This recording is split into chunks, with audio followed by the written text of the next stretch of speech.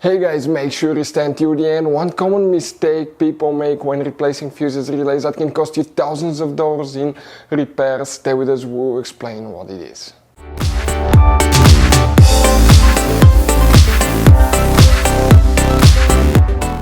Hey guys, welcome back to Auto Repair guys. Thank you guys for watching and subscribing to the channel. Today will be super helpful video to any of you having a Mercedes E-Class, that generation right here from year 2010 to year 2016 guys. If you have one of those, if you this is known practically as generation W212, if you need to find where your horn relay is located, which relay you need to check, where you can guys buy cheap parts, tools, fuses, relays at a good price, quick shipping, that way you do not waste money and time.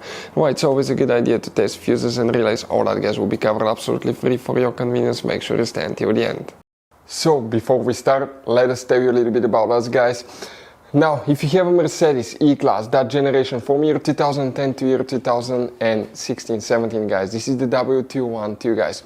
We're going to have a video for every single fuse relay on that car, why things do not work, why we're making this one, because we're trying to save you time and money guys. Let's say you're down the road in the middle of nowhere, your car does not start, you need to find where your engine starter fuse relay is located guys, where you can find fuel injection system fuses, fuel pump fuses. All you have to do, come to the channel, watch that video, 1-2 minutes, you're back on the road guys.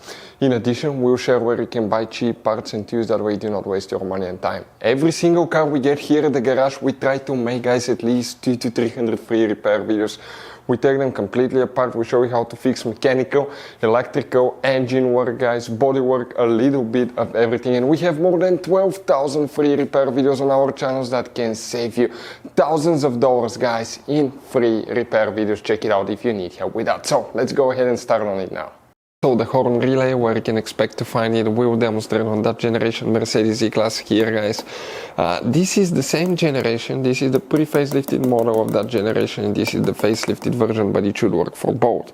You guys have multiple fuse boxes, but today we're working one that's under the hood. So if you open the hood on your Mercedes E-Class, on the driver's side, that's a brake fluid reservoir here. Next to it guys, you have that cover.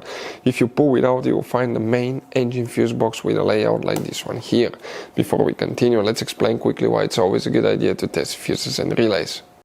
So it is super important guys to always test fuses and relays, and something else as well, common mistakes people make. Sometimes you may think that a fuse is good, or you cannot actually see if the fuse is clearly burned, and in that case guys, you may put the fuse back together and you may end up spending money and time on parts you don't need, and all we had to do is just test the fuse. So we'll put a link in the description of the video below how to test the fuse. It takes only a few seconds to find out for sure if it's good or bad. The same thing for relays guys, okay? Some of those could be really expensive on cars, so we'll put a link in the description of the video below how you can test relays. And for some certain fuses guys, it's important to disconnect the car battery when removing them, otherwise you can burn the electronics. And for instance, working on airbags, fuses or anything like that, you need to wait at least 1 hour after disconnecting the car battery. And if you're not qualified and certified to work on airbag system, I will never recommend to do that guys. But when disconnecting the car battery guys, okay, common mistake people make, it's important to know which battery terminal you reconnect first. If you do it the wrong way, you can burn electronics modules. How we know about that? We burn before the traction control module on BMW that cost us $2,000 guys. So we'll put a link in the description of the video below which battery terminal to disconnect first. Check it out for your convenience.